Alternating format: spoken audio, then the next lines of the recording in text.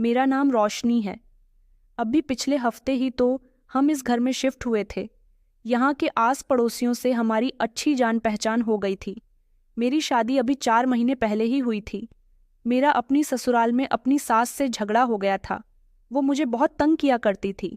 हमारे पड़ोस में कुछ ही दूरी पर एक आदमी रहता है और उनके साथ 20 साल की जवान और सुंदर लड़की रहा करती थी। उनका घर हमारे घर के बिल्कुल बराबर वाला था। अब हम लोग यहाँ मोहल्ले में नए नए आए थे। मेरे पति तो काम के लिए सुबह घर से निकल जाते थे। मैं ही सारा दिन घर में अकेली रहती थी, इसलिए मैंने आस पड़ोस के लोगों से जान पहचान बढ़ानी शुरू कर दी थी, ताकि पड़ोसियों से बातचीत करके मेरा मन लगा रहा करे। हमारे घर के बिल्कुल बराबर में एक छोटा सा घर था। उसी जवान लड़की का वो गूंगी थी, कुछ बोल नहीं सकती थी, लेकिन मैं अपनी दीवार पर खड़े होकर उससे खूब बातें किया करती थी। मगर आज सुबह से मोहल्ले में एक हलचल थी कि इस गूंगी लड़की के पिता की मौत हो गई है। मैं भी जल्दी से उसके पिता की मौत पर शोक मनाने के लिए पड़ोस वाले घर में चली गई। मैं पीछे दीवार के साथ बैठी बड़े गौर से उस लड़की निवेदिता को देख रही थी। लड़की बिल्कुल भी ठीक नहीं लग रही थी। बार बार मेरे दिमाग में एक ही ख्याल आ रहा था। मैं जैसे तैसे ख्याल को अपने दिमाग से निकालना चाहती थी। उसकी तबीयत मुझे कुछ ठीक नहीं लग रही थी। मुझे मोहल्ले के लोगों से पता चला था कि इस घर में सिर्फ ये दोनों बाप बेटी ही रहते हैं। लड़की गूंगी है, इसलिए खामोश रहती है, मगर इशारों से बातें कर लिया करती थी। अब अचानक मुझे एक नई खबर पता चली कि वो गर्भवती है। ऐसा कैसे हो सकता है? वो तो कुंवारी थी और बिना शादी के लड़की गर्भवती कैसे हो सकती है? उसकी कंडीशन भी ऐसी ही थी जैसे गर्भवती औरतों की होती है। जब लगातार एक ही बात मेरे दिमाग में जड़ पकड़ चुकी थी, मैंने कहा कि नहीं नहीं, ऐसा नहीं हो सकता, मुझे ऐसा नहीं सोचना चाहिए। मगर निवेदिता जिस इंसान के साथ रहती थी, वो इसका पिता है। उसके मरने पर वो एक तरफ खामोशी पर क्यों बैठी हुई थी, रो क्यों नहीं रही थी? आमतौर पर जब माता या पिता में से कोई भी मरता है तो बच्चे तड़प तड़प कर रोते हैं। निवेदिता के चेहरे पर रिएक्शन तो बड़े ही अजीब थे। वो बिल्कुल खामोश थी। ये भी एक बहुत बड़ा सवाल था, क्योंकि जिनके पिता मरते हैं वो खामोशी से बैठकर एक दूसरे की शक्ल नहीं देखा करते। अभी कुछ दिनों पहले जब हम यहाँ आए थे, बाकी मोहल्ले वालों के साथ हमारी इतनी बातचीत नहीं थी जितनी निवेदिता और उसके पिता के साथ हो गई थी। मगर चूंकि मेरे और उनके घर की दीवार एक ही थी, तो हम दोनों एक दूसरे से बहुत बातें किया करते थे। मैं जब भी कुछ नया बना रही होती थी, निवेदिता को ज़रूर दिया करती थी। मुझे निवेदिता बहुत अच्छी लगती थी, लेकिन वो हमेशा चुप चुप रहती थी। शुरू शुरू में वो मुझे खामोश लगी थी, लेकिन जब मैं उससे बातें करती रही तो उसकी भी झिझक मुझसे खुल गई थी। मगर वो मेरी किसी बात का कोई जवाब नहीं देती थी। 3-4 दिन तो ऐसे ही चलता रहा, मगर अब 2-3 दिन से मुझे ऐसा लग रहा था जैसे मैं निवेदिता से बात करने की कोशिश करती हूँ और वो मेरी बात का जवाब नहीं देती, तो मुझे अपनी बेइज्जती महसूस होने लगी थी। मेरा बिहेवियर ऐसा था कि मैं सारे लोगों से बड़ी मोहब्बत के साथ और खुशी खुशी मिलती थी। लोगों से हंसना बोलना अच्छे से जानती थी।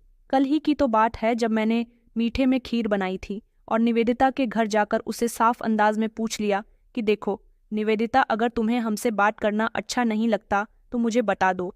आगे से मैं भी तुमसे बात नहीं करूंगी, क्योंकि मुझे तुम्हारा इस तरह से खामोश रहना मेरी बेइज्जती करवाना लगता है। पहले तो वो फिर से कुछ देर खामोश रही, फिर उसके बाद उसने इशारे से बताया कि वो बोल नहीं सकती और गूंगी है। ये बात सुनकर तो मैं हैरानी रह गई। मैंने सोचा ही नहीं था कि वो बेचारी बोल नहीं सकती। मुझे उसकी इस कमी पर काफ़ी अफसोस था। सारी रात मुझे नींद नहीं आई थी। वो इतनी सुंदर थी कि कोई एक बार उसे देख लेता तो शायद दोबारा उस पर नज़र ज़रूर डालता, लेकिन बेचारे की किस्मत ने उस पर सितम किया था कि वो बोल नहीं सकती थी। मुझे उस पर बहुत तरस आया था। फिलहाल फिर उसके बाद भी मैं ही उसके साथ बातें करती रही। वो काफ़ी देर तक इशारों से मुझसे बातें करने की कोशिश करती रही, मगर मैं उसके इशारे समझ ही नहीं पाई थी। पहली बार था शायद, इसीलिए मुझे उसकी कोई बात समझ ही नहीं आई थी, लेकिन मैंने उसे ऐसा महसूस नहीं होने दिया था कि मुझे उसकी कोई बात समझ नहीं आ रही। मैं बार बार अपनी गर्दन हिला रही थी ताकि उसको बुरा ना लगे, और अगली ही सुबह मुझे ये खबर मिल गई कि उसके पिता की मौत हो गई। तब भी वो बड़ी संभली हुई लग रही थी, जिस पर मुझे बड़ी हैरानी हो रही थी, लेकिन मैंने इस बात पर ध्यान नहीं दिया। दूसरी तरफ मोहल्ले के कुछ ड्रामेबाज औरतें ऐसे दहाड़े मार मार कर रो रही थीं जैसे निवेदिता के पिता उनके बहुत खास रिश्तेदार लगते थे। इस बात पर मुझे बहुत हंसी आ रही थी, लेकिन मैं यहाँ शोक मनाने के लिए आई थी, हंसने के लिए नहीं। मैंने बड़ी मुश्किल से अपनी हंसी पर कंट्रोल किया। निवेदिता के पिता की अंतिम विदाई शुरू हो गई। उनकी चिता को श्मशान घाट ले जाया जा रहा था। तब भी मैंने देखा कि निवेदिता ने आगे बढ़कर एक बार भी अपने पिता को नहीं रोका, उनके लिए अपनी आंखों से एक भी आंसू नहीं टपकाया। बस वो तो एक तरफ खामोशी से वैसे ही बैठी रही जैसे बैठी हुई थी, मगर उसकी आंखों के नीचे काले घेरे थे। उसका शरीर बहुत कमजोर लग रहा था। ऐसा लग रहा था जैसे उसकी तबीयत ठीक नहीं है। मैं सोच रही थी कि मैं उसे डॉक्टर के पास लेकर ज़रूर जाऊंगी। मोहल्ले की औरतें जिस तरह की बातें कर रही थीं, मुझे उन पर ध्यान नहीं देना चाहिए था। किसी लड़की की तबीयत का अंदाज़ा लगाकर ये पता नहीं किया जा सकता कि वो गर्भवती है या नहीं। मोहल्ले की औरतें बहुत फालतू बातें किया करती थीं। निवेदिता के पिता का अंतिम संस्कार हो गया तो मोहल्ले में एक अजीब सा शोर मचा। मोहल्ले की सारी औरतें एक तरफ जमा हो गई थीं। मैं भी इंटरेस्ट लेते हुए उन लोगों के बीच जाकर खड़ी हो गई तो पता चला कि निवेदिता बेहोश पड़ी हुई है। भीड़ निवेदिता के घर के दरवाजे के बाहर थी। वे फौरन निवेदिता के घर के अंदर गई। वो जमीन पर लुढ़की हुई थी। सब लोग खड़े के खड़े उसे देख रहे थे। किसी में इतनी हिम्मत नहीं थी कि उस बच्ची को उठाकर बिस्तर पर लिटा दे। ये तो होना ही था। पिता का दुख तो दुखी होता है। सब खड़ी उस पर बेचारी बेचारी कर रही थी, मगर कोई मदद के लिए आगे नहीं आया। वह जल्दी से आगे बढ़ी। सबसे पहले मैंने अपनी ताकत के साथ उसे बिस्तर पर पहुंचाया, उसे जगाने की कोशिश की। एक औरत ने जल्दी से मुझे ग्लास में पानी दिया। मैंने पानी की छींटें उसके मुंह पर डाली। तब वो बेचारी होश में आई थी। मुझे उसकी तबीयत ठीक नहीं लग रही थी। मैंने सोचा कि मुझे इसे डॉक्टर के पास लेकर जाना चाहिए। पहले सोचा कि डॉक्टर को घर ही बुला लेती हूँ, फिर सोचा कि रहने दूँ। ये मोहल्ले की औरतें न जाने यहाँ डॉक्टर के आने से कैसी कैसी बातें बनाएंगी। मैं निवेदिता को पास के ही किसी क्लिनिक पर ले जाती हूँ। ये सोच मेरे दिमाग में आते ही मैं एक दो लड़कियों की मदद से उसे क्लिनिक तक ले आई थी। डॉक्टर ने जब उसका चेकअप किया तो मुझे बताया कि ये लड़की प्रेग्नेंट लगती है। ये खबर सुनकर मेरे होश उड़ गए। इसका मतलब कि मोहल्ले की पुरानी और बूढ़ी औरतें जो अंदाज़ा लगा रही थीं वो बिल्कुल सही था। लेकिन फिर भी डॉक्टर ने कहा कि अपने दिल के शक के लिए हम एक बार चेकअप कर लेते हैं। डॉक्टर ने चेक किया तो चौंक कर कहने लगी कि इसको तो 3 महीने की प्रेगनेंसी है, पर बच्चे भी बहुत कमज़ोर हैं। ये सुनकर सच में मेरे होश उड़ गए थे, क्योंकि जब से मैं वहाँ पर रह रही थी उसने कभी नहीं बताया था कि वो शादीशुदा है या फिर ऐसी कोई बात है। और मोहल्ले की औरतें भी यही कह रही थीं कि ये तो कुंवारी है और अपने पिता के साथ अकेली इस घर में रहती थी। मैं क्या, हर कोई उसे कुंवारी समझ रहा था, लेकिन फिर ये 3 महीने का बच्चा ये कहाँ से आ गया? वो अभी तक खामोश थी। कमजोरी की वजह से डॉक्टर ने उसे ड्रिप लगा दी थी और कहा था कि जब ड्रिप खत्म हो जाएगी तभी अपने घर जाना, इससे पहले मत जाना। मैं भी खामोशी से वहीं बैठ गई थी। उसके इलाज का खर्चा भी मैंने अपने पास से उठा लिया था, क्योंकि दूसरों की मदद करने के लिए तो मैं हमेशा तैयार रहती थी। अगर उसका कोई शहर में रिश्तेदार होता तो मैं वहां उसे छोड़कर जा सकती थी, मगर इस समय वो बेबस और मजबूर थी। भले से ही वो गुनहगार भी थी, मगर मुझे उसकी मदद करनी थी। काफ़ी देर बाद जब उसकी ड्रिप खत्म हुई तो तब जाकर निवेदिता की आंख खुली थी। मैं उसे अस्पताल से घर ले आई। मेरे दिल में तरह तरह के ख्याल आ रहे थे, मगर मैं अभी इस समय से कुछ नहीं पूछना चाहती थी, क्योंकि कुछ देर पहले ही तो उसके पिता का अंतिम संस्कार हुआ था। घर ले जाकर मैंने उसे एक नींद की गोली दे दी और सुकून से सोने के लिए कहा। वो अपने घर जाकर बिस्तर पर सो गई थी। अभी कुछ ही देर हुई थी। मुझे अपने घर पर आए हुए जब मुझे हल्का हल्का शोर सुनाई दिया, वापस मैंने जाकर देखा तो निवेदिता जाग रही थी और बुरी तरह से घबराई हुई थी। ऐसा लगता था जैसे उसने कोई डरावना या कोई बुरा सपना देख लिया हो, जिसकी वजह से वो जाग गई। मैं उसके पास गई और कहने लगी कि क्या बात है निवेदिता, क्या हुआ? तुम्हें ऐसे क्यों कर रही हो? तुम्हें कुछ चाहिए क्या? ये सुनकर वो मेरे गले से लगकर बुरी तरह से रोने लगी। मैंने उसे बड़ी मुश्किल से चुप करवाया था। उसने अलमारी से एक तस्वीर निकालकर मेरे सामने रख दी और उस पर बार बार हाथ मारकर इशारा करने लगी। मैं समझ सकती थी कि उसे अपने पिता की कमी महसूस हो रही है। वैसे भी वो अपने पिता के साथ ही तो अकेली रहती थी, उनके अलावा उसका इस दुनिया में कोई नहीं था। अब वो भी चले गए थे। मैं उसे जितनी तसल्ली हो सकती थी देती रही, फिर उठकर अपने घर चली आई ताकि उसके लिए खाने का कोई बंदोबस्त कर सकूं। मैंने रात का बचा हुआ खाना लाकर उसे दे दिया, जिसे खाने के बाद वो काफ़ी हद तक सुकून से होकर वापस बिस्तर पर लेट गई। फिर मैंने उसे दोबारा से वही सवाल पूछा जो मेरे दिल में न जाने कितनी बार आ चुका था। उसे सुनाई तो बिल्कुल साफ देता था। ये बात मैं बहुत अच्छे से जानती थी, इसलिए मैंने सुकून से बात करनी शुरू की। मैंने कहा कि मैं जानती हूँ कि अभी कुछ समय पहले तुम बेहोश हो गई थीं। उसने हाँ, मैं गर्दन हिलाई। मैंने कहा, तुम्हें पता है कि डॉक्टर ने क्या बताया? इस पर वो अचानक परेशान हो गई, मगर साथ ही अपनी गर्दन इधर उधर हिलाने लगी। तो मैंने उसे बता दिया कि तुम 3 महीने की गर्भवती हो। ये सुनकर वो एकदम से निःशब्द हो गई थी। उसके चेहरे पर घबराहट भरे एक्सप्रेशन देखकर मुझे सब अंदाजा हो रहा था कि ये खबर उसके लिए नई है। वो नहीं जानती कि वो 3 महीने से प्रेग्नेंट है। मैंने उसे कहा कि निवेदिता, क्या तुम शादीशुदा हो? मैंने अपने वहम को दूर करने के लिए उससे ये सवाल पूछा। पहले तो वो रुक गई, फिर धीरे से इनकार में गर्दन हिलाने लगी। मुझे बड़ा दुख हुआ था कि पता नहीं कौन इस लड़की के साथ इतना बड़ा पाप करके चला गया। मैंने धीरे से उससे पूछा, क्या तुम अपने मुजरिम को जानती हो? तो वो फिर से कुछ देर खामोश रही। मैंने कहा, बताओ निवेदिता, क्या तुम अपने मुजरिम को जानती हो? देखो, मोहल्ले की औरतों को तो पहले ही इस बात पर शक है, मगर अब तो डॉक्टर ने भी ये बात क्लियर कर दी है। मैं तुम्हारी मदद करने के लिए तैयार हूँ। अगर इस बच्चे के पिता का पता चल गया तो हम उस इंसान से लड़ सकते हैं। ऐसे तो जिंदगी नहीं गुजरेगी। देखो, यहाँ पर तुम्हारे पास कमाने वाला भी कोई नहीं है और आगे बच्चा भी हो जाएगा। कौन पालेगा इसको? और तुमको बताओ, क्या तुम इस दुनिया में भेड़ियों के बीच नौकरी कर सकोगी? इज्जत से जी सकोगी? इस बच्चे का पिता कौन है? मुझे बताओ, मैं तुम्हारी मदद करने के लिए बिल्कुल तैयार हूँ। हम उसे ढूंढने की कोशिश करेंगे। मैं जैसे जैसे बोलती जा रही थी, निवेदिता की आंखों में से आंसू बह रहे थे। मैंने नरमी से उसके आंसू साफ किए और फिर पूछा कि प्लीज़ बताओ, कोई तो इशारा दो। उसने अपने कांपते हुए हाथों के साथ अपने पिता की तस्वीर उठाई और उसकी तरफ इशारा करने लगी, जिसे देखकर मुझे लगा कि शायद वो कह रही है कि मेरे पिता मर गए और तुम मुझसे ऐसे सवाल पूछ रही हो। मैं तो उसकी मदद करना चाहती थी, मगर तब तक ये कैसे पॉसिबल था? जब तक वो अपने मुजरिम का नाम नहीं बता देती। तो मैंने गहरी सांस ली और फिर उठकर नरमी से कहा कि चलो, तुम आराम करो। तुम्हें किसी चीज़ की भी ज़रूरत हो तो थोड़ा सा शोर कर देना, मैं खुद ही यहाँ पर आ जाऊंगी। मैं जाने लगी तो मैंने देखा कि वो तब भी रो रही थी। पता नहीं वो बेजुबान लड़की मुझसे आखिर क्या कहना चाहती थी। मैं अपने घर आ गई। वहाँ एक और मोहल्ले वाली औरत आई हुई थी। वो धीरे से मुझसे कहने लगी कि ये निवेदिता मुझे ठीक नहीं लगती। मैंने चौंक कर कहा कि क्या मतलब है तुम्हारा?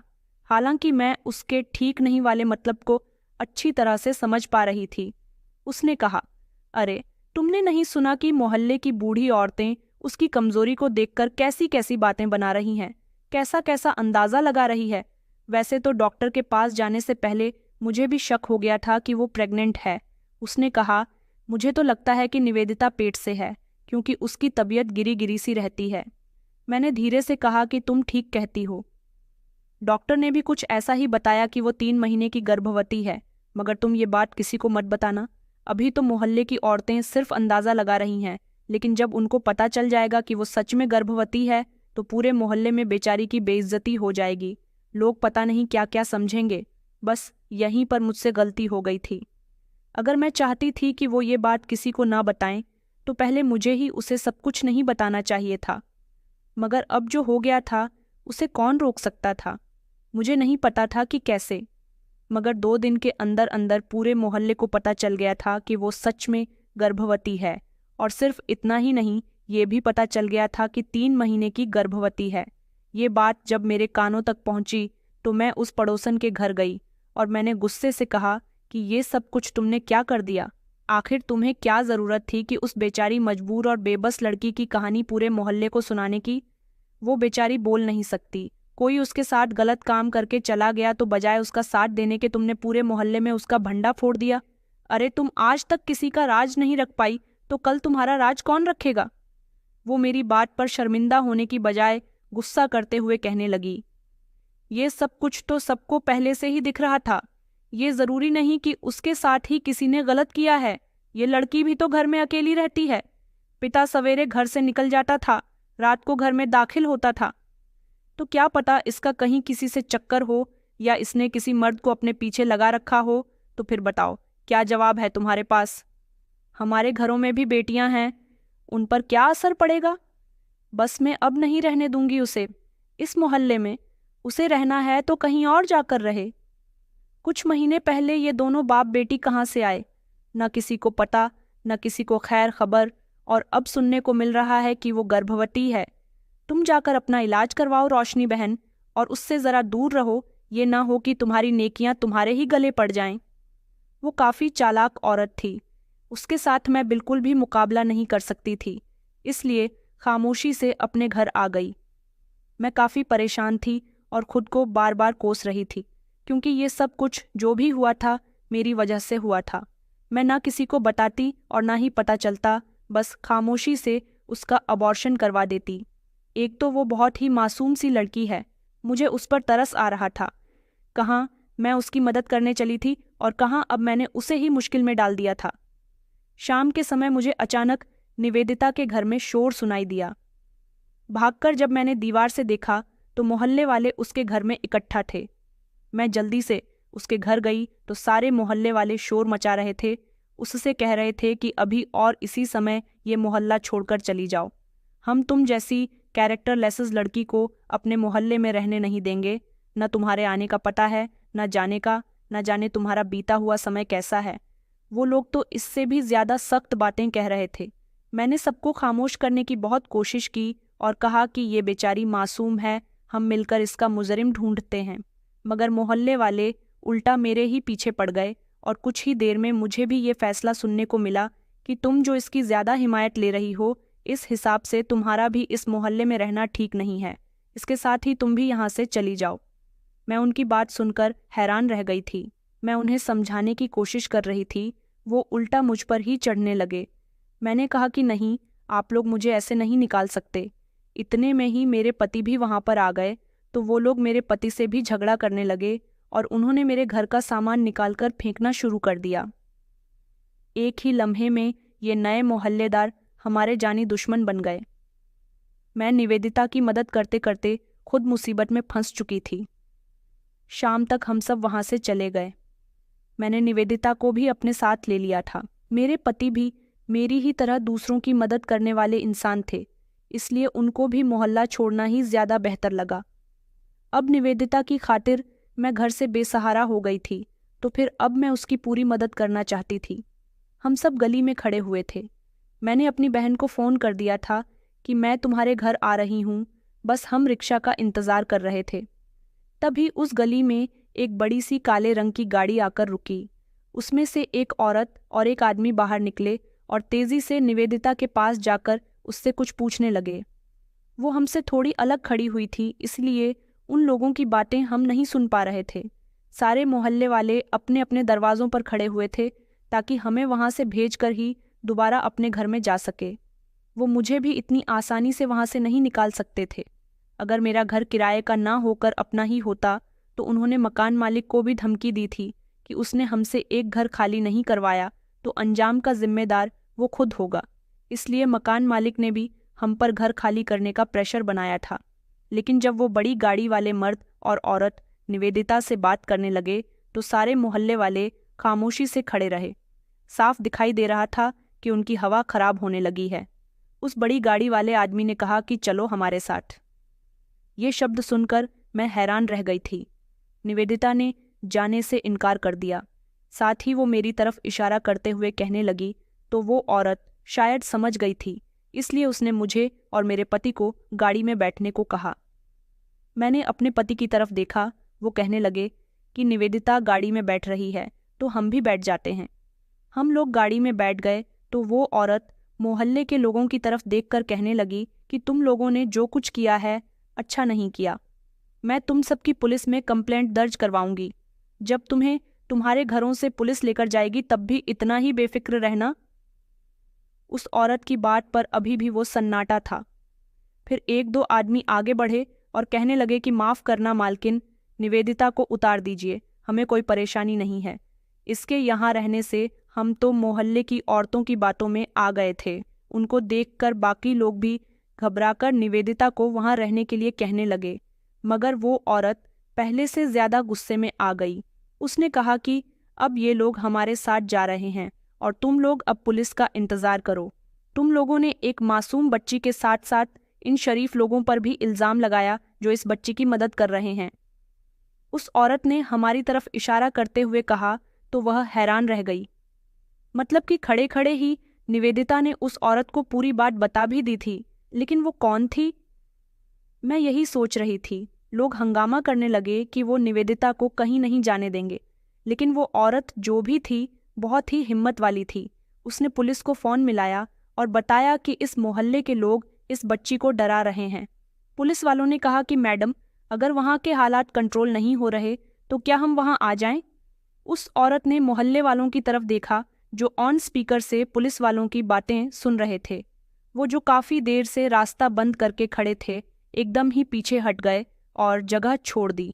उसने पुलिस वालों से फ़ोन पर कहा कि अभी आपके आने की ज़रूरत नहीं है, मैं बता दूंगी कि आपको कब यहाँ आना है। इतना कहकर उन्होंने फ़ोन बंद कर दिया। उसके बाद गाड़ी चलने लगी थी। मैं नहीं जानती थी कि औरत कौन है और हमें कहाँ पर लेकर जा रही है। मुझे लगा कि शायद ये निवेदिता की कोई रिश्तेदार है। तभी हम दोनों पति पत्नी भी गाड़ी के अंदर सुकून से बैठे हुए थे। कुछ देर के बाद गाड़ी एक बड़े से घर के पास रुकी। जब हम अंदर गए तो घर बहुत ही बड़ा और सुंदर था। ऐसे घर मैंने अपनी ज़िंदगी में शायद पहली बार देखा था। हमें हॉल में बिठाकर उस औरत ने नौकरानी से कहा कि पहले चाय लेकर आओ, फिर खाना लगाना, और खुद अपने कमरे में चली गई। मेरे पति मोबाइल में बिजी हो गए। मैं जल्दी से निवेदिता के करीब गई और उससे कहने लगी कि तुम्हारे रिश्तेदार इतने अमीर हैं, तुमने बताया तो नहीं? मेरी बात पर उसने इनकार कर दिया। मेरी बात पर उसने नहीं, मैंने गर्दन हिलाई तो मैं बड़ी हैरान हो गई कि भला इसका क्या मतलब। मैंने कहा कि औरत, रिश्तेदार ही है ना तुम्हारी, लगता है काफ़ी करीब का रिश्ता है तुम्हारा इनके साथ। अब की बार निवेदिता ने फिर से गर्दन हिलाई, जिस पर मैं चौंक गई। मैंने कहा, इसका मतलब कि तुम्हारी रिश्तेदार नहीं है? उसने फिर नहीं में गर्दन हिलाई। मैंने कहा, तो फिर ये औरत तुम्हें अपने साथ क्यों लेकर आई और तुम क्यों आ गई इसके साथ हमें यहाँ लेकर? मैंने कहा, तुमने मुझे क्यों नहीं बताया इस बात के बारे में? देखो, हम पहले ही एक मुसीबत से निकले हैं, अब तुम हमें दूसरी मुसीबत में तो प्लीज़ मत डालो। चलो यहाँ से। तुम इन्हें जानती नहीं हो और यहाँ आ भी गई हो। मुझे निवेदिता से ज़्यादा अपनी बेवकूफ़ी पर हैरानी हो रही थी कि कम से कम मुझे उससे वहीं पर पूछ लेना चाहिए था कि ये कौन लोग हैं और इनसे तुम्हारा क्या रिश्ता है। मुझे बहुत पछतावा हो रहा था, ना मैं इस लड़की पर भरोसा करती और ना मुझे ये सब भुगतना पड़ता। मेरे पति को अभी ये बात पता नहीं थी क्योंकि हम धीरे धीरे बातें कर रहे थे। मैंने कहा, निवेदिता, चलो यहाँ से। अगर तुम्हें नहीं जाना तो तुम यहीं पर रहो, हम दोनों यहाँ से जा रहे हैं। तुम्हारी वजह से मुझे अपना घर तो छोड़ना पड़ ही गया, अब मैं दूसरी मुसीबत मोल नहीं लूँगी। इस बात पर वो परेशान होकर इशारों में मुझे कुछ बताने लगी, लेकिन मेरी कंडीशन कुछ भी समझने की नहीं थी। मैं वहाँ से जाना चाहती थी, लेकिन इससे पहले कि वो औरत वहाँ पर आ गई, उसने मुझे रिलैक्स रहने के लिए कहा। मैं खामोशी से बैठ तो गई, लेकिन मुझे सुकून नहीं आ रहा था।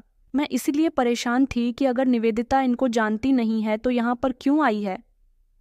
मैंने सोचा, ये औरत ज़रूर निवेदिता को जानती होगी, वैसे भी उसके इशारे मुझे कहाँ समझ आ रहे हैं। उस औरत ने मेरी तरफ देखकर कहा, क्या कोई परेशानी है?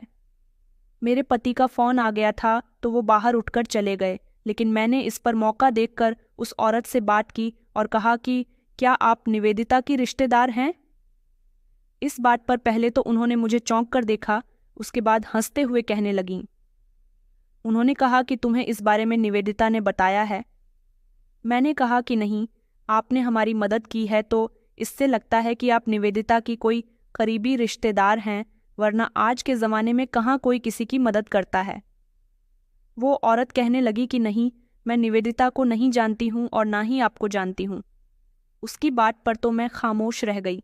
कुछ देर बाद मैंने दोबारा हिम्मत करके पूछा, तो फिर आपने हमारी मदद क्यों की? वो औरत नरमी से कहने लगी कि मेरा नाम वैशाली है और आपकी मदद करना मेरे लिए कोई मामूली बात नहीं थी। मैं रोज़ ऐसे काम करती हूँ। दरअसल मेरा ताल्लुक एक एनजीओ से है। हम सहारा लोगों की मदद करते हैं।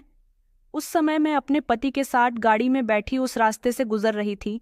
जब मैंने वहाँ की कंडीशन देखी तो समझ गई कि कोई ना कोई गड़बड़ ज़रूर है। ये तो अच्छा है कि मामले की गहराई का मैंने निवेदिता से पता लगा लिया। मुझे इशारों की भाषा भी आती है तो मैं आसानी से निवेदिता की सारी बात समझ गई। साथ ही सबको खामोश करवा दिया और ये भी बता दिया कि ये लड़की अकेली नहीं है। मैं उस औरत की हिम्मत पर दंग रह गई। मैंने कहा कि आपका बहुत बहुत शुक्रिया। इतने में ही मेरे पति आए तो मैंने उनको भी इस बारे में बताया तो वो बहुत खुश हुए थे और उन्होंने भी वैशाली जी का शुक्रिया अदा किया था। मैं वैशाली जी को निवेदिता के बारे में बताना चाहती थी, लेकिन कैसे बताती? उस समय वो वहीं पर बैठी हुई थी और उसके सामने बात करना मुझे ठीक नहीं लग रहा था। तभी वैशाली जी का फ़ोन बजने लगा। कॉल अटेंड करने से पहले उन्होंने कहा कि आपको परेशान होने की ज़रूरत नहीं है, आप लोग यहाँ पर बिल्कुल सुरक्षित हैं। मुझे निवेदिता की कहानी जाननी है, इसलिए आप लोग कुछ दिन हमारे साथ में रह सकते हैं। यहाँ एक पोर्शन बना हुआ है मेहमानों के लिए, नौकर आपको वहाँ ले जाएगा। मुझे अभी ज़रूरी काम से बाहर जाना है तो रात को मुलाकात होती है। वो तो अपनी बात कहकर वहाँ से चली गई थी, लेकिन मेरे पति चाह रहे थे कि हमें वहाँ पर नहीं रहना चाहिए, लेकिन मैंने उन्हें खामोश करवा दिया कि अब हम जाएंगे भी कहाँ। ये औरत एक सोशल वर्कर है, इसके बहुत सारे कॉन्टैक्ट होंगे, तो अगर हम उससे मदद मांगे तो वो हमें एक अच्छा सा किराए का मकान दिलवा सकती है। फिलहाल हमें वहाँ पर एक एक कमरा दे दिया गया था और दूसरे कमरे में निवेदिता को रखा गया था। लेकिन अभी तक इस सच्चाई का पता नहीं चला था कि निवेदिता के बच्चे का पिता कौन है। वो बेचारी अभी तक अपने पिता की मौत का सदमा अपने दिल से लगाए बैठी थी। शाम के समय जब हम बाहर आए तो निवेदिता अपने कमरे से निकलकर पहले ही बाहर बैठी हुई थी, बहुत उदास लग रही थी। मैं उसके पास जाकर बैठ गई। मैंने उसकी माँ के बारे में पूछा। मैंने कहा कि तुम्हारी माँ कहाँ है, जिंदा है या मर गई? तो उसने हमें सर हिलाया, मतलब कि उसकी माँ जिंदा थी। मैंने कहा तो फिर कहाँ है? वो तुम्हारे साथ क्यों नहीं है? कहीं तुम्हारे पिता ने तुम्हारी माँ को छोड़ तो नहीं दिया? वैसे भी तुम्हारे पिता के मरने पर भी वो नहीं आई थी। मेरे सवाल पर वो चुप हो गई। मैंने उससे एक दो बार और पूछा मगर वो खामोश रही। फिर मैं उसे इधर उधर की बातें करने लगी। मैं जानती थी कि वो बेचारी बेजुबान थी, तभी तो उसके साथ इतना सब कुछ हो गया। फिर थोड़ी ही देर के बाद वैशाली जी भी वहाँ पर आ गई। वो मुझे दूसरे कोने में लेकर चली गई और हम दोनों बातें करने लगे। वैशाली जी ने कहा कि जानती हो बहन, तुम जैसी ही औरतें हैं जिनकी वजह से ये दुनिया रहने के काबिल जगह बनी हुई है। अगर आप निवेदिता की मदद नहीं करती तो कौन करता? वो मेरी तारीफ कर रही थी, जिस पर मुझे बेवजह ही शर्मिंदगी हो रही थी। फिर मैंने उसे निवेदिता के प्रेग्नेंट होने वाली बात बताई तो वो सोचते हुए कहने लगी कि हाँ, मैं जानती हूँ। वहीं सड़क पर इसने मुझे इस बारे में भी बताया था और सब इस पर गलत होने का इल्ज़ाम लगाकर ही इसे वहाँ से निकाल रहे हैं। आप बताइए कि आपको उसके बारे में क्या पता है? ये सब कुछ किसने किया था कि हम जल्द से जल्द उस मुजरिम तक पहुँच सके? मैंने कहा कि मुझे भी उसके मुजरिम का नहीं पता चल पाया। मुझे उसके इशारों की भाषा समझ में नहीं आती और उसे इशारों के अलावा बात करनी नहीं आती। जिस दिन मुझे ये सब पता चला था तब उसके पिता की मौत हुई थी। मैं जब भी ये सवाल उससे पूछती हूँ तो वो रोने लग जाती है, इसलिए मैंने उस पर ज़्यादा दबाव नहीं दिया। वो आपकी बात बहुत अच्छे से समझ जाती है, इसीलिए मैं चाहती हूँ कि आप ही उससे इस बारे में पूछिए। उन्होंने मुस्कुराकर कहा कि आप जानती हैं कि आप एक बहुत अच्छी औरत हैं। आपने एक लड़की की मदद की खातिर अपना घर बार छोड़कर कितना कुछ बर्दाश्त किया। आप जैसी औरतों की वजह से ही न जाने कितने लोग सुकून से हैं। आप चाहें तो हमारा एनजीओ ज्वाइन कर सकती हैं, क्योंकि मुझे आपके अंदर काम करने का पोटेंशियल दिखाई दे रहा है। उस औरत ने एक ऐसी बात कही थी जिससे मेरे अंदर का कॉन्फिडेंस बढ़ गया, मगर मैंने कोई भी फैसला करने से पहले उनसे कह दिया कि पहले मैं अपने पति से पूछकर बताऊंगी। उन्होंने कहा कि चलिए ठीक है, मैं भी इस बारे में निवेदिता से बात ज़रूर करूंगी और आपको परेशान होने की ज़रूरत नहीं है। आप यहाँ जितने भी दिन रहना चाहें रह सकती है। जब हालात ठीक हो जाएंगे आप जहाँ जाना चाहें जा सकती है। इतना कहकर वो वहाँ से चली गई। अभी कुछ दिन पहले ही मेरे पति की नौकरी छूटी थी। मैं बहुत परेशान थी, लेकिन मैंने सोच लिया था कि कोई ना कोई रास्ता निकल आएगा। फिर अचानक से एक दिन निवेदिता का मामला बिगड़ गया। कहते हैं कि जो होता है अच्छे के लिए होता है। तभी मैंने सोचा था कि एनजीओ में काम करूंगी। यही सोच सोचकर मुझे खुशी हो रही थी और मैं जल्दी से अपने पति के पास चली गई ताकि उनको बता सकूं। इस बारे में मुझे पूरा भरोसा था कि वो मुझे मना नहीं करेंगे, मगर फिर भी पूछना तो ज़रूरी था। फिर 1-2 दिन के बाद वैशाली जी ने मुझे और निवेदिता को ड्राइंग रूम में बुलाया। हम वहाँ गए। उन्होंने बात शुरू की। निवेदिता से प्यार से पूछा कि बेटा, जब तक तुम अपनी कहानी हमें नहीं बताओगी हम तुम्हारे लिए कुछ भी नहीं कर सकते। आखिर तुम्हारे साथ ये सब कुछ किसने किया? बताओ, तुम देखना, हम उसके खिलाफ कार्यवाही ज़रूर करेंगे। मगर वो खामोश रही और ज़ोर ज़ोर से अपना सर हिलाने लगी। मैंने कहा, बेटा प्लीज़ बता दो। मैडम, तुमसे जो भी पूछ रही है तुम उन्हें बताओ। मगर वो तो जैसे कुछ भी बताने के लिए तैयार नहीं थी। वो वहाँ से उठकर चली गई। पता नहीं वो ऐसा क्यों कर रही थी। अगर उसके साथ जुल्म हुआ था तो फिर वो अपने गुनहगार का नाम क्यों नहीं बता रही थी? वैशाली जी ने कहा कि इन मामलात में अक्सर लड़कियां डर जाती हैं। मुझे यकीन था कि कुछ दिनों तक निवेदिता हमें सब कुछ बता देगी। वैशाली जी कहने लगीं कि हमें उस पर जोर नहीं देना है, तो हो सकता है कि वो हमारे साथ झूठ बोल दे। हमें उसके जवाब का खुद ही इंतज़ार करना होगा। मैं वहाँ से जाने लगी तो उन्होंने कहा कि आपने अभी तक मुझे नहीं बताया कि आप एनजीओ ज्वाइन कर रही हैं या नहीं। मैं खामोश रही तो उन्होंने कहा कि हमारा एनजीओ बाकी एनजीओ की तरह काम नहीं करता। हम कानून का साथ लेकर और सुकून से काम करते हैं। अगर आप चाहें तो हम आपको अपना काम दिखा भी सकते हैं। हम सिर्फ इतना चाहते हैं कि उम्र जितनी भी हो मगर उसमें कुछ कर गुजरने की ताकत और बर्दाश्त करने की काबिलियत हो, और आप में तो लगभग सारी ही क्वालिटी है। तो बताइए कि आप हमारा साथ देंगी? मैंने धीरे से उनसे हाँ कह दिया, क्योंकि जब कुदरत मुझे इतना बड़ा मौका दे रही थी तो मैं कैसे पीछे रह सकती थी। मेरे यहाँ कहने पर वो बहुत खुश हुई थीं। उन्होंने कहा, तो ठीक है, आपका पहला केस निवेदिता है, यहीं से शुरुआत करते हैं आपके नए सफ़र की। मैं बहुत खुश हुई थी। उसके बाद हम 2-3 दिन तक इंतज़ार करते रहे कि निवेदिता हमें खुद कुछ बताएगी, लेकिन ऐसा नहीं हुआ। उसने तो जैसे कुछ ना बताने का फैसला कर रखा था। वो कुछ भी नहीं बोलती थी। मैं कोई बात कर लूँ तो इशारे से जवाब दे दिया करती थी, वरना खामोशी से एक तरफ बैठी रहती थी। एक दिन मैं अपने कमरे में बैठी हुई थी जब वो चलती हुई मेरे पास आई और रोने लगी। मैंने हैरानी से पूछा कि क्या हुआ?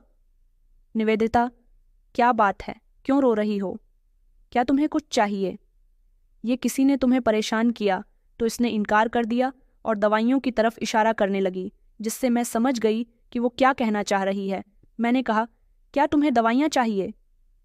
तुम इस बच्चे को ख़त्म करना चाहती हो? मैंने सीरियस होकर पूछा तो वो हाँ में गर्दन हिलाकर रह गई। इस बात पर मैंने गहरी सांस ली और कहा, क्या तुम जानती हो कि तुम्हारी कंडीशन ऐसी नहीं है कि तुम इस बच्चे को ख़त्म कर सको? लेकिन वो खामोश रही। मैंने फिर से कहा कि निवेदिता, अब बहुत टाइम गुजर चुका है, ये फैसला जल्दी लेना होता है। लेकिन जब इस बात का पता चला तो काफ़ी देर हो चुकी थी। मैंने कहा कि अगर हमने ऐसी वैसी कोई भी कोशिश की तो तुम्हारी जान जा सकती है। मेरी बात सुनकर वो रोने लगी। उसकी आंखों में आंसू देखकर मुझे अपने दिल में दर्द महसूस हुआ। वो बेचारी बेसहारा थी, ना उसका घर ना रिश्तेदार, लेकिन फिर भी मैंने उससे पूछा, क्या तुम मुझे अपने घर ले जा सकती हो? तो वो खामोश हो गई। मैंने कहा, क्या तुम बचपन से गूंगी थी? मैंने उससे नया सवाल पूछा तो उसने नहीं में सर हिला दिया।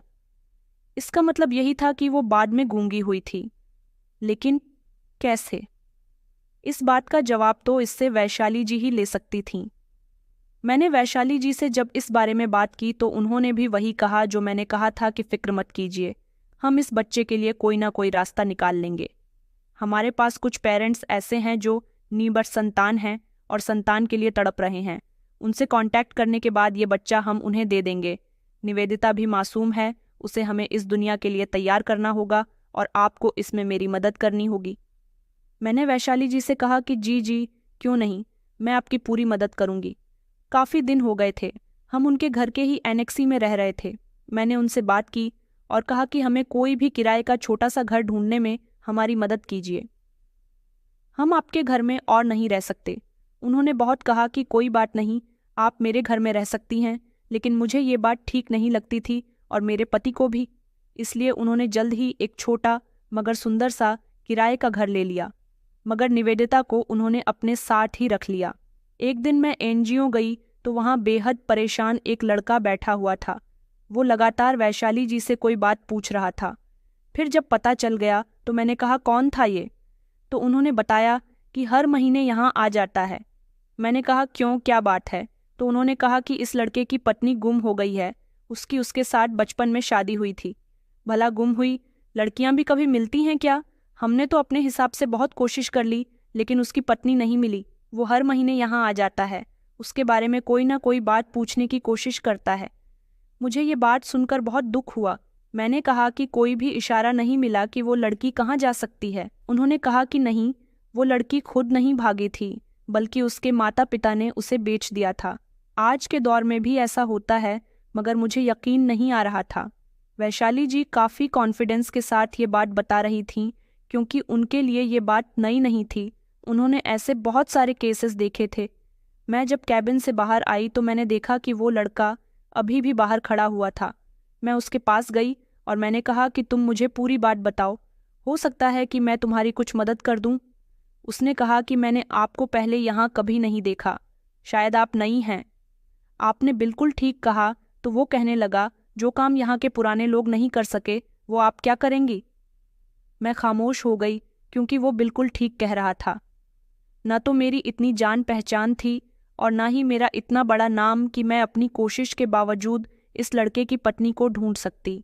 मैं वहाँ से जाने लगी तो उसने कहा कि अगर मेरी पत्नी नहीं मिली तो मेरे पेरेंट्स मेरी शादी किसी दूसरी लड़की से करवा देंगे, जो कि मैं बिल्कुल भी नहीं चाहता। वो रो रहा था और कह रहा था कि तुम कहाँ चली गई हो रिया। मुझे उस पर तरस आया, लेकिन मैं उसकी मदद नहीं कर सकती थी।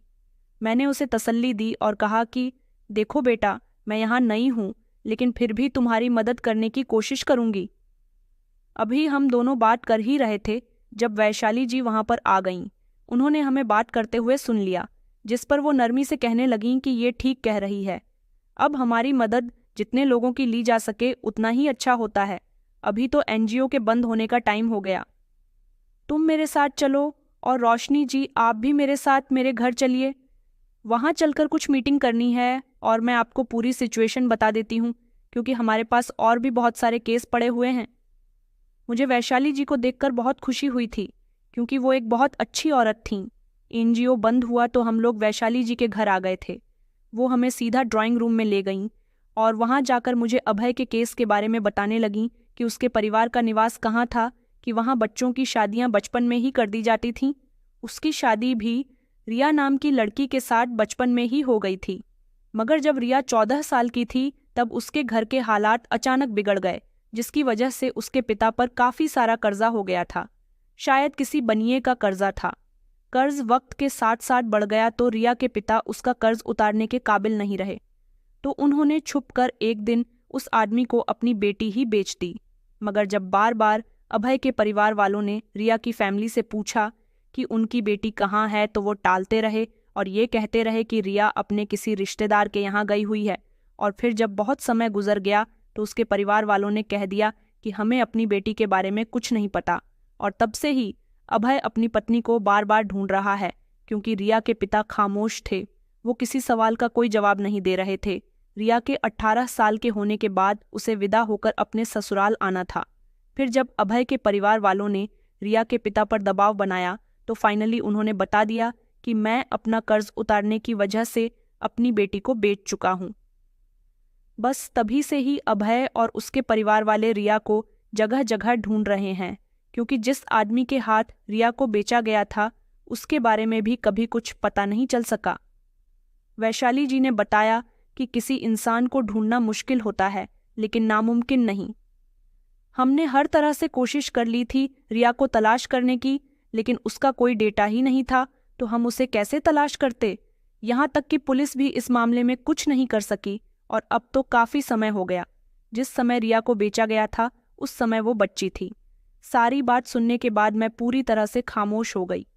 मेरा सारा भ्रम टूट गया था। मैं भी कुछ नहीं कर सकती थी।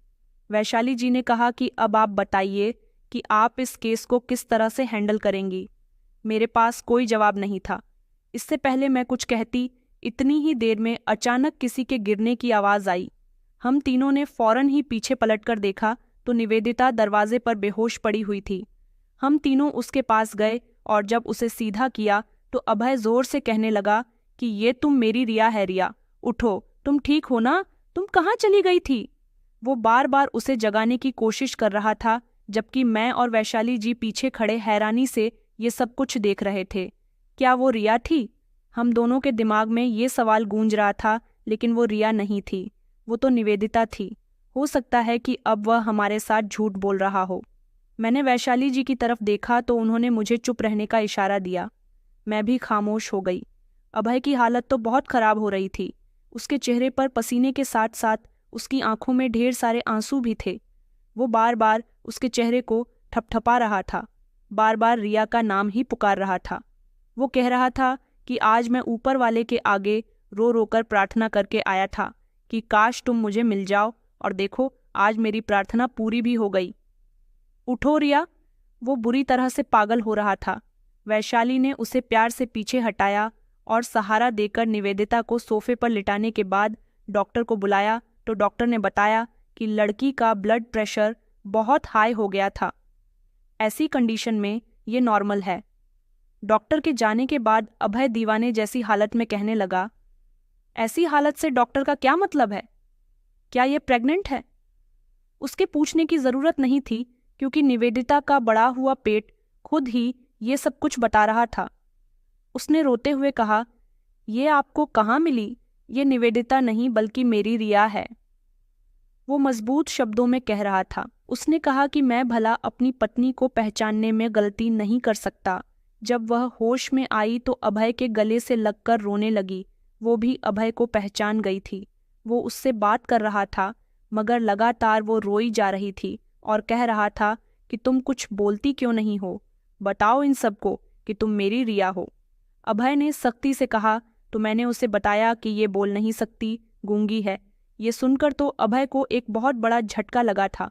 वो जल्दी से कहने लगा कि नहीं नहीं, ये बोल सकती है। जिस पर निवेदिता ने उसे इशारों से बताया कि वही रिया है। और जब उसे बेच दिया गया तो वो इंसान जिसे रिया को बेच दिया गया था, उसने उसे किसी दूसरे आदमी के हवाले बेच दिया और वो उसे दुनिया के सामने अपनी बेटी बनाकर रखने लगा।